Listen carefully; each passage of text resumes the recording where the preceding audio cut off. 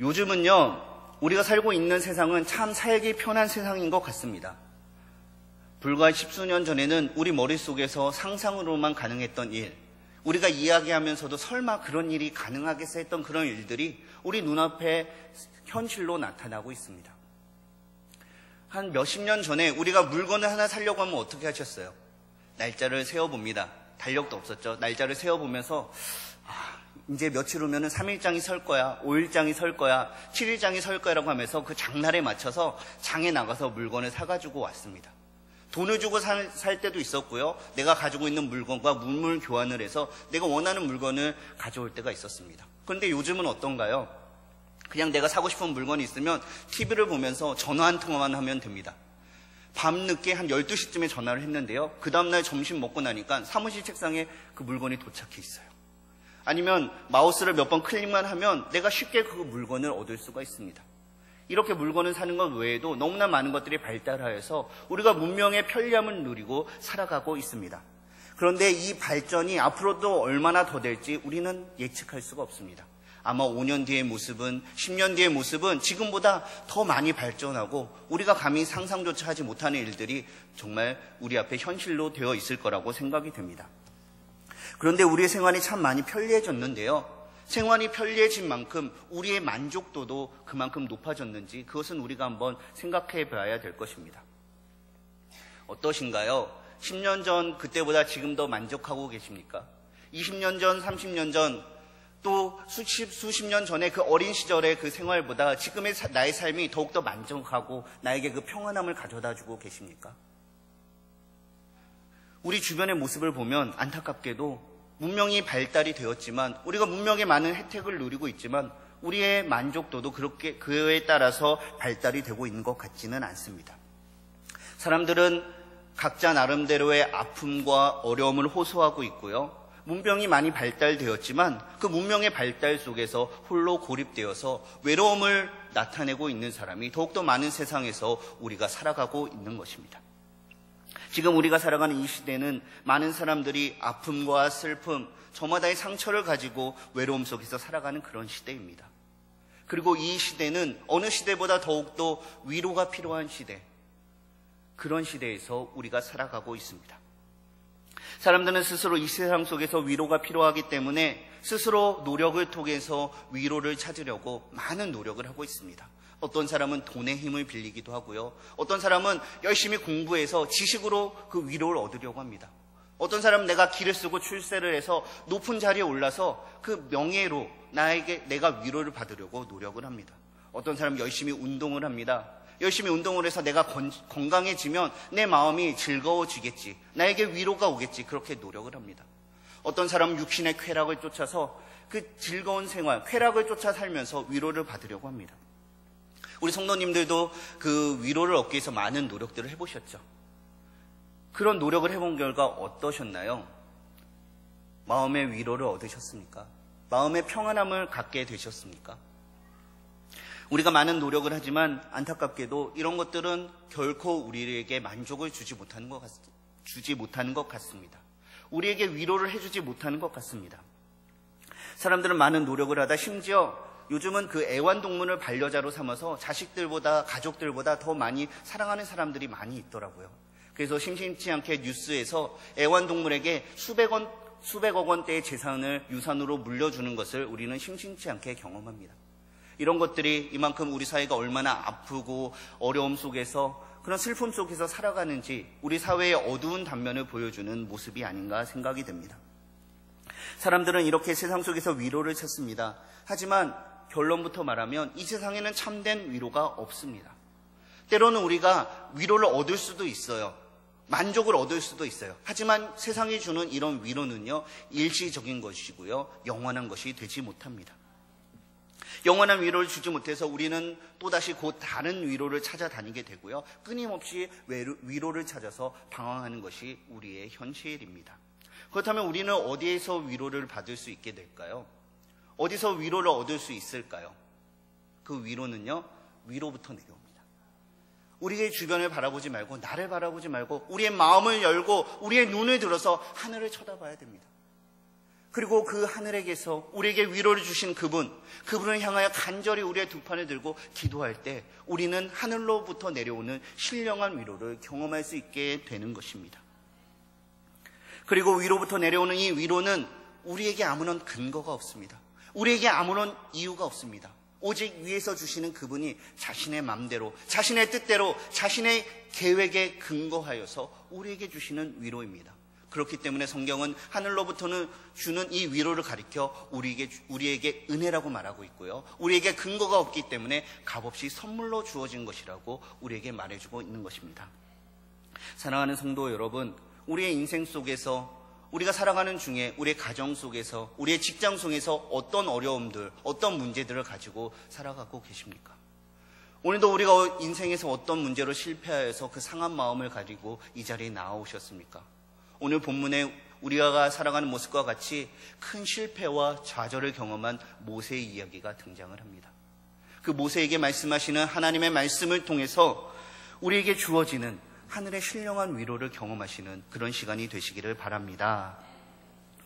위로부터 내려오는 위로, 하나님이 우리에게 주신 그 위로를 본문을 통해서 알 수 있는 그 위로의 첫 번째는요, 하나님은 우리의 기도에 응답하시는 분이시라는 것입니다. 우리 같이 해볼까요? 하나님은 우리의 기도에 응답하시는 분이십니다.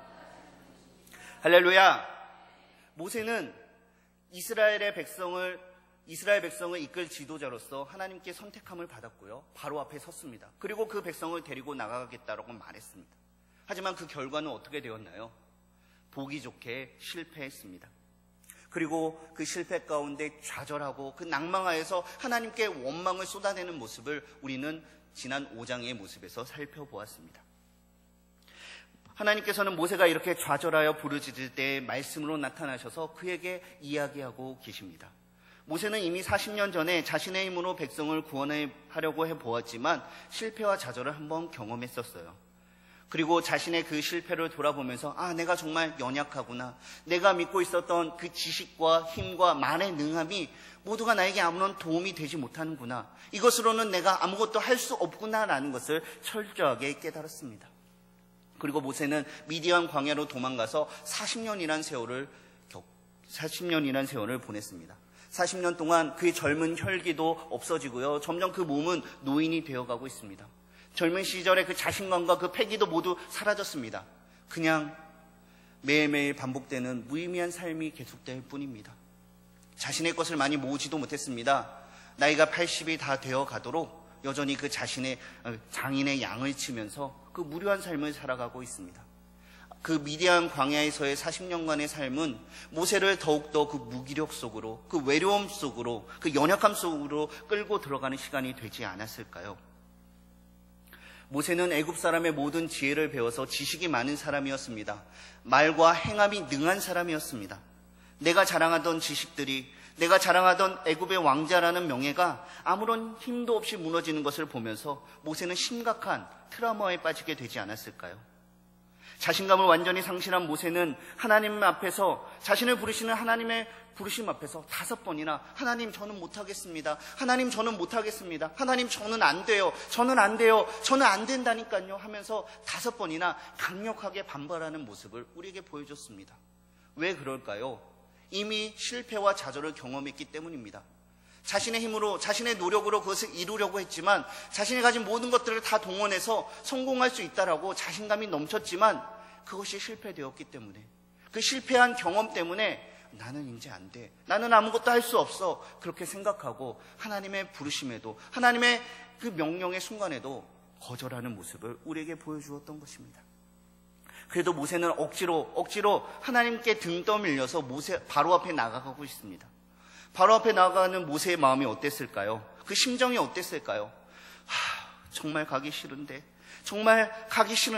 하나님 왜 그러실까? 하나님 나한테 하셔도 너무 하시는 것 같다. 바로가 나를 잡아서 죽이면 어떠지?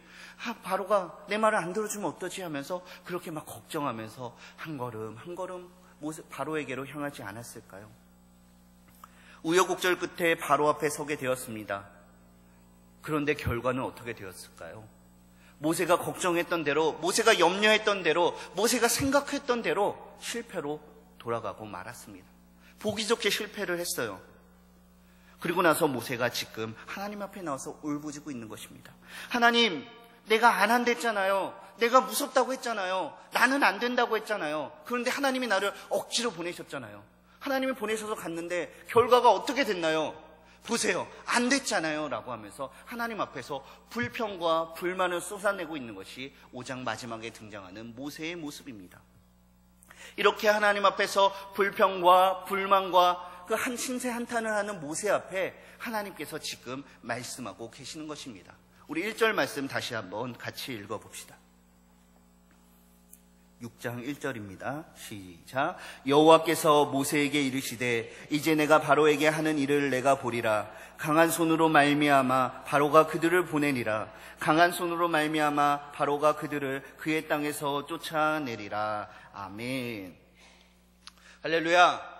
그 연약함 가운데 실패에 빠져서 좌절하며 하나님 앞에 부르짖는 모세에게 하나님이 이렇게 말씀하십니다. 이제 내가 바로에게 하는 일을 네가 볼 것이다. 강한 손으로 이스라엘 백성들을 건져낼 것이다. 그 강한 손으로 말미암아 그 바로가 너희를 내보낼 것이다 라고 모세에게 말씀해주고 있는 것입니다. 모세는 계속되는 실패와 두려움으로 인해서 좌절하고 있었습니다. 그 모세의 그 좌절 가운데, 쉬는 가운데 하나님이 찾아오셔서 위로해주고 계시는 것입니다. 하나님은 지금도 이 모세에게 나타나셨던 그 방법 그대로 하나님 앞에 나와서 부르짖고 신음하는 그들에게, 하나님 앞에 나와서 무릎 꿇고 기도하는 우리에게 찾아오셔서 동일하게 우리의 마음의 기도의 응답으로 응답해 주시는 분이 우리의 하나님이십니다. 하나님께서는 성경의 여러 곳에서 어려움을 당할 때에 부르짖으라고 우리에게 말씀하십니다. 환난 날에 나를 부르르라. 내가 너를 건지리니 내가 나를 영화롭게 하리라. 너는 내게 부르짖으라. 내가 내게 응답하겠고 내가 알지 못하는 크고 은밀한 일을 내게 보이리라. 아멘. 사랑하는 성도 여러분, 하나님께서는 기도의 방법을 통해서 연약한 자들을 붙들어 주십니다. 하나님께서는 기도의 방법을 통해서 우리에게 복을 부어주시는 분이 우리의 하나님이십니다. 우리는 그 하나님께 지금 무릎 꿇고 기도해야 하는 것입니다. 우리가 어떤 어려움에 처해 있습니까? 우리가 그 처해 있는 그 어려움이 세상의 사람들이 말하는 도저히 극복하지 못할 불가능한 것일지라도 우리가 하나님의 자녀라면, 하나님의 백성이라면, 하나님의 성도가 되었더라면 그 환경을 바라보서는 안 됩니다. 세상의 방법대로, 세상이 말하는 대로 안 된다, 해도 안 된다, 그렇게 실패와 좌절 가운데 있어서는 안 되는 것입니다. 그리고 스스로의 방법으로, 스스로의 능력으로 그것을 해결하려고 하지 마십시오. 위로부터 우리의 인생을 굽어 살피시며 우리의 인생을 주관하시고 우리의 필요를 채워주신 그 하나님을 바라보십시오. 그리고 그 하나님께 나와서 기도하십시오. 기도는 결코 어려운 것이 아닙니다. 기도는 하나님과 대화를 하는 것입니다. 내 형편, 내 마음, 있는 처지 그대로 하나님 앞에 쏟아내고 이야기하는 것이 기도입니다. 지금 5장에 등장했던 그 모세의 기도를 한번 생각해 보세요. 모세가 뛰어난 말로, 화려한 말로 하나님께 기도를 했던 것이 아니에요. 그냥 하나님 저 못 살겠습니다. 하나님 죽겠습니다. 하나님 저를 왜 거기에 보내셨어요? 불평과 불만을 쏟아내는 것, 바로 있는 것 그대로, 꾸미지 않고 가감하지 않고 그대로 말하는 것, 그것이 바로 하나님께 드려지는 기도가 될 수 있다는 것을 잊지 마십시오. 꾸미려고 하지 말고 감추려고 하지 말고 우리의 있는 모습 그대로 하나님께 내어놓고 기도하십시오. 그렇다면 하나님께서 우리의 기도를 들어주실 것입니다.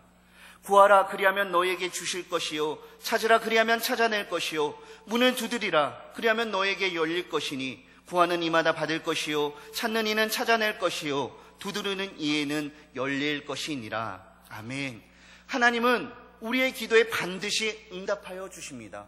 왜 하나님이 우리의 기도에 응답하여 주실까요? 왜 하나님이 우리에게 기도하라고 하실까요? 찾고 구하고 두드리고 문을 두드리면 열린다라고 왜 말씀해 주실까요? 그렇게 말씀하신 하나님이 우리의 아버지가 되시기 때문입니다. 지금도 우리 안에 내주하시는 그 성령님께서 우리가 하나님의 자녀가 되어서 아빠, 아버지라고 부를 수 있게 된 것을 증언해주고 계시지 않으십니까? 우리는 모두 하나님의 자녀가 되었습니다. 우리의 하늘 아버지 하나님께서는 우리의 모든 필요를 아시며 우리에게 채워주려고 기다리시는 분이 우리의 하나님이십니다. 주님은 말씀하십니다. 너희가 악한 자라도 좋은 것으로 자식에게 줄 알거든 하물며 하늘에 계신 너희 아버지께서 구하는 자에게 좋은 것으로 주시지 아니하겠느냐. 사랑하는 성도 여러분, 어떤 문제로 고민하고 계십니까? 어떤 문제가 그토록 나를 힘들게 하고 계십니까? 우리가 어떤 처지에 처해 있을지라도 사도 바울처럼 사유소망까지 완전히 끊어진 절망 중에 절망 같은 그런 상황이라도 우리에겐 아직 희망이 있습니다. 그 희망을 놓지 마십시오. 그 희망의 방법은 바로 하나님께 기도하는 것입니다. 우리는 위로를 얻기 위해서 어떤 방법을 사용하고 계십니까? 우리는 위로를 얻기 위해서 어디로 찾아가고 계십니까? 우리는 위로를 얻기 위해서 누구를 만나고 계십니까? 돌아가지 마십시오. 잘못된 곳으로 가고 계신다면 지금이라도 그 자리에서 멈추어서서 돌아오십시오. 그래서 하나님 앞에 나오십시오. 그리고 그분 앞에 눈물로 기도하십시오. 무릎 꿇고 그냥 기도를 못하겠으면 그냥 작은 신음이라도 하세요. 하나님 너무 힘들어요. 하나님 너무 힘들어요. 하나님 도와주세요. 그렇다면 하나님께서는 그 작은 신음소리에도 우리의 눈물의 기도에 반드시 응답하여 주실 것입니다. 우리가 세상에 어떤 것을 구하지 아니하고 하나님 앞에 간절히 기도할 때 하늘로부터 내려오는 신령한 위로를 경험하시는 저와 여러분이 되시기를 바랍니다. 오늘 본문을 통해서 알 수 있는 위로부터 우리에게 주어지는 하나님의 위로, 두 번째는요, 하나님은 우리에게 당신이 누구인지 가르쳐 주시는 분이시라는 것입니다. 우리 같이 해볼까요? 하나님은 우리에게 당신을 가르쳐 주십니다. 할렐루야. 우리 2절 말씀 같이 읽어보겠습니다.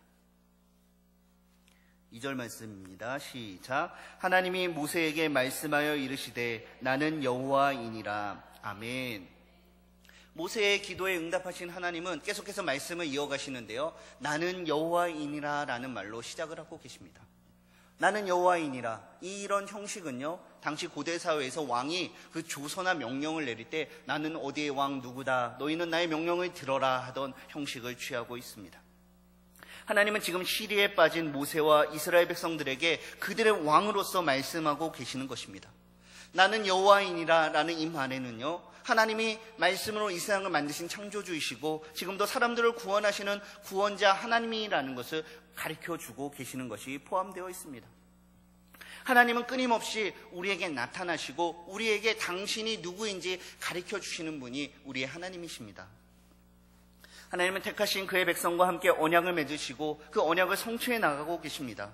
하나님은 이렇게 스스로를 백성들에게 계시하시면서 가르쳐주시면서 그들 가운데 위로해 주시는 분이십니다. 하나님을 만나고 하나님을 우리가 경험해야 됩니다. 우리의 왕 되신 하나님께서 우리의 모든 것들을 필요를 채워주시고 우리의 요구를 들어주시고 우리를 위로해 주시는 분이라는 것을 우리가 알아야 됩니다. 하나님이 그런 분이시기 때문에, 하나님이 우리의 왕이시기 때문에, 우리의 위로자가 되시기 때문에, 우리의 구원자가 되기 때문에 우리는 그분께 기도해야 하는 것입니다. 이렇게 하나님 앞에서 불평과 불만을 쏟아내고 못하겠다, 안 한다 하던 그 모세가 10가지 재앙과 그 홍해를 가르는 기적과 그 홍해 바다 가운데 그 바로왕의 군사들이 다 빠져 죽는 것을 경험하고 나서 비로소 하나님이 자신의 구원자가 되시는 것을 찬양하는 장면이 나옵니다. 출애굽기 15장인데요. 여호와는 나의 힘이시요 노래시며 나의 구원이시로다. 그는 나의 하나님이시니 내가 그를 찬송할 것이요 내 아버지의 하나님이시니 내가 그를 높이리로다. 아멘. 모세뿐만이 아니라 하나님을 인격적으로 경험하고 그의 삶 가운데 하나님의 일하심을 경험한 믿음의 많은 그 선진들이 다윗과 사무엘과 모세와 바울과 같은 그 많은 사람들이 이렇게 동일한 고백을 했습니다. 이런 믿음의 조상들의 고백이 바로 저와 여러분의 고백이 되었으면 좋겠습니다. 우리가 하나님을 올바르게 알게 된다면, 하나님이 나의 인생에 어떤 관계가 있는 분인지 우리가 진정으로 알게 된다면, 우리가 하나님을 아는 그 순간에 바로 하늘로부터 내려오는 그 신령한 위로를 우리는 경험할 수 있는 것입니다. 우리가 하나님이 누구신지 아는 것, 그거 하나만으로 충분합니다. 그것만으로도 우리가 세상에서 얻는 그 모든 위로를 다한 것보다 더 큰 위로를 받을 수가 있는 것입니다. 세상의 그 어떤 것도 우리가 하나님을 아는 지식과 바꿀 수 없습니다. 왜냐하면 하나님이 우리의 모든 존재의 근원이시기 때문입니다. 사랑하는 성도 여러분, 진정한 위로를 경험하기 원하십니까? 그렇다면 우리는 하나님이 어떤 분인가 알기 위해서 힘쓰셔야 하는 것입니다. 우리는 스스로 하나님이 누군지 알 수 없지만 걱정하지 마십시오. 하나님이 당신이 어떤 분인가 우리에게 설명해 주셨습니다. 지금도 이 기록된 하나님의 말씀, 이 성경 말씀을 통해서 하나님이 어떤 분이신가, 그 하나님이 나와 어떤 상관이 있는 분이신가 우리에게 가르쳐 주고 계십니다. 그러므로 우리는 먼저 이 하나님의 말씀을 읽는데 힘쓰셔야 됩니다. 그리고 하나님의 말씀을 배우는데 힘쓰셔야 됩니다. 성경을 풀어주고 비유를 풀어주는 이상한 데 쫓아가지 마시고요. 바로 이 교회에 나오셔서 교회 안에 들어오는 예배 자리에 참석하기 힘쓰십시오. 세우신 주의 사자들을 통해 선포되는 그 말씀을 통해서 새벽 예배와 수예배와 금요 예배, 주일 예배를 통해서 하나님이 어떤 분인지 우리가 알 수가 있습니다. 그리고 말씀을 배우는 자리가 많이 있잖아요. 기초 양육, 성장 양육, 제자 훈련, 또 권별 성경 공부, 그런데 참석하기를 힘쓰십시오. 내가 없는 시간을 내어서 쪼개서 그것을 참석하셔야 됩니다. 나는 바빠서 못해요. 다음에 할게요. 내가 요번엔 이것이 있어서요. 전에 내가 배웠는데요. 그런 거 다 필요 없습니다. 우리는 나와서 하나님의 말씀을 배우셔야 됩니다. 하나님이 누군지 알아야 됩니다. 그래야만 우리의 인생의 문제들이 해결될 수 있는 것입니다. 교회 안에 드려진 예배, 은혜를 사모하는 마음으로 참여하시기 바랍니다. 말씀을 배우는 그 자리에 힘써 참석하려고 노력하시는 저와 여러분이 되시기를 바랍니다. 우리가 하나님을 알기를 사모하는 마음을 가지고 간절히 구할 때 하나님은 우리에게 당신을 가르쳐 주시고 우리가 하나님이 누군지 아는 그 순간 위로부터 내려오는 놀라운 신령한 은혜를 경험할 줄로 믿습니다. 오늘 본문을 통해서 우리가 알 수 있는 하늘로부터 내려오는 위로부터 내려오는 그 위로, 마지막은요, 하나님은 우리와의 언약을 잊지 않고 기억하는 분이시라는 것입니다. 우리 같이 한번 해볼까요? 하나님은 우리의 언약을 잊지 않고 기억하는 분이십니다. 할렐루야. 우리 4절과 5절 말씀 다시 한번 읽어보겠습니다. 4절과 5절입니다. 시작. 가나안 땅 곧 그들이 거류하는 땅을 그들에게 주기로 그들과 언약하였더니 이제 애굽 사람이 종으로 삼은 이스라엘 자손의 신음소리를 내가 듣고 나의 언약을 기억하노라. 아멘. 모세의 기도에 응답하신 하나님께서는 당신이 어떤 분인가 당신의 속성을 가르쳐 주신 다음에 아브라함과 이삭과 야곱에게 맺은 언약을 기억하고 계신다라고 말씀하고 계십니다. 사람들은 저마다 많은 약속을 하면서 살아갑니다. 하지만 그 약속이 제대로 다 지켜지던가요? 시간이 흐름에 따라서 사람들의 기억이 희미해지고 때로는 약속을 했던 것조차 잊어버리고 살아갈 때가 많이 있습니다. 우리는 이렇게 끊임없이 잊어버리고 또 다른 지키지도 못할 약속을 하면서 살아가지만 하나님은 우리와 맺은 약속, 그 언약을 절대로 잊어버리지 않는 분이 우리의 하나님이십니다. 하나님의 관심은 항상 나를 향해 있습니다. 하나님의 눈은 우리를 향하여 있습니다. 그리고 우리와 맺은 언약을 기억하고 반드시 지켜내시는 것입니다. 하나님이 모세에게 말씀하신 그 언약이 무엇인가요?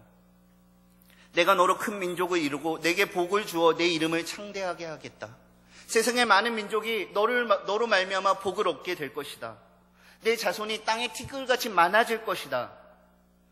이 땅을 너와 내 자손에게 주어 영원한 기업으로 삼게 할 것이다. 그리고 내가 너희의 하나님이 될 것이다. 할렐루야. 이것이 바로 그들의 조상 아브라함과 이삭과 야곱에게 주신 하나님의 언약이 아니던가요? 그리고 하나님은 그 언약의 내용을 반드시 실행하실 것이라고 이야기해 주십니다. 우리 6절부터 8절까지의 말씀 같이 한번 읽어보겠습니다. 6절부터 8절까지 말씀입니다. 시작. 그러므로 이스라엘 자손에게 말하기를 나는 여호와라. 내가 애굽 사람의 무거운 짐 밑에서 너희를 빼내며 그들의 노역에서 너희를 건지며 편팔과 여러 큰 심판들로 너희를 속량하여 너희를 내 백성으로 삼고 나는 너희의 하나님이 되리니 나는 애굽 사람의 무거운 짐 밑에서 너희를 빼낸 너희의 하나님 여호와인 줄 너희가 알리라. 내가 아브라함과 이삭과 야곱에게 주기로 맹세한 땅으로 너희를 인도하고 그 땅을 너희에게 주어 기업을 삼게 하리라. 나는 여호와라 하셨다 하라. 아멘. 사랑하는 성도 여러분, 우리가 읽었던 이 6절과 8절의 말씀 모세에게 주셨고요. 이 시간 우리에게 동일하게 주신 이 말씀 가운데 하나님의 약속은 하나도 변한 것이 없습니다. 아브라함에게 주셨던 그 약속 그대로, 이삭에게 주셨던 그 약속 그대로, 야곱에게 주셨던 그 약속 그대로 우리에게 동일하게 말씀하여 주고 계시는 것입니다. 하나님 또한 이 모세에게 말씀하시는 그 말 처음 시작에서 나는 여호와라라고 말씀하셨고요. 그 중간에도 나는 여호와라라고 반복해서 말씀하고 계시고요. 그 말씀의 마지막도 나는 여호와라고 말씀하시며 그 여호와 하나님께서 그 약속을 반드시 지키실 것이라고 거듭해서 반복해서 말씀하고 계시는 것입니다.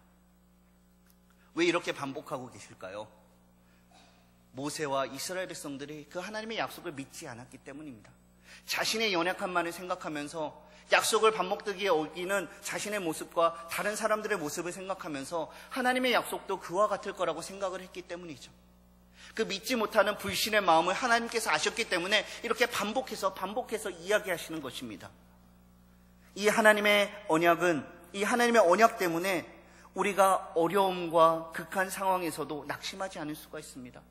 우리가 어떤 절망의 상황에 빠질지라도 이 하나님의 언약의 말씀 때문에 우리가 소망을 가지고 담대하게 살아갈 수 있는 것입니다. 왜 소망을 가질 수 있냐고요? 그것은 바로 내 인생의 문제들 하나님이 다 해결해 주실 것이기 때문입니다. 하나님이 다 해결해 주실 텐데 무엇이 걱정이십니까? 우리가 어떤 걱정을 해야 할까요? 우리는 그냥 그것을 기대하면서 기도하기만 하면 되는 것입니다.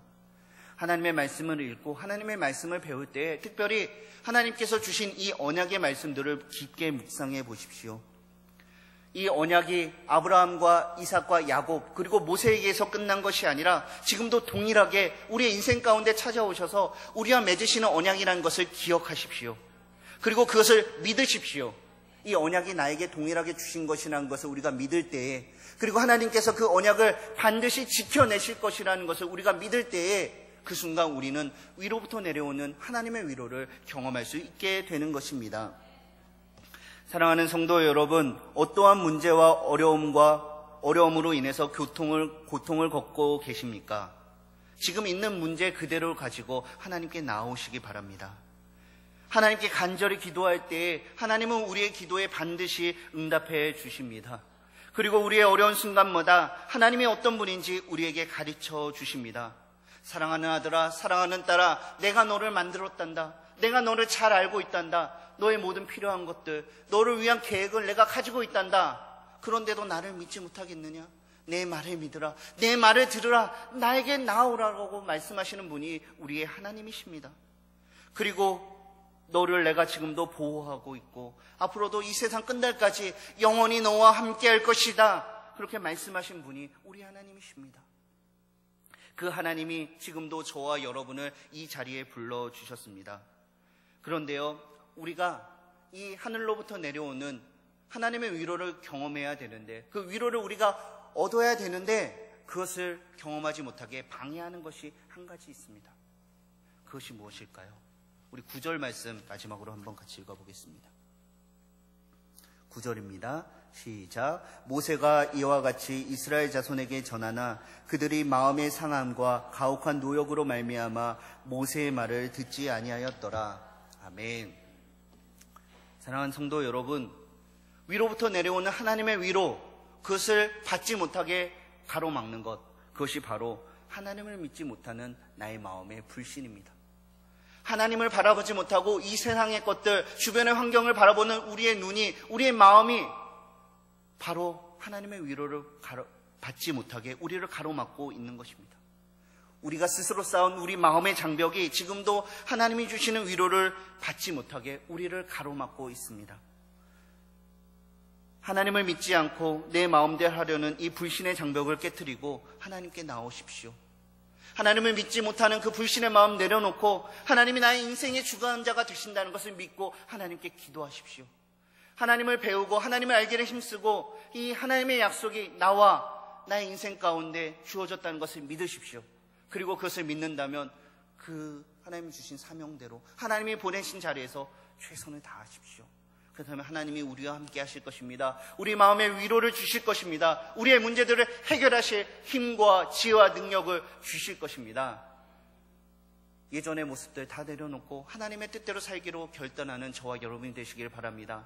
하나님이 보내신 그 자리 가시는 저와 여러분이 되시기를 바랍니다. 세상의 헛된 것들을 구하지 않고 하늘로부터 내려오는 하늘의 신령한 복을 구하시고 그것에 감사하면서 기뻐하면서 살아가시는 저와 여러분이 되시기를 바랍니다. 우리 들은 말씀 생각하며 함께 기도합시다. 하나님,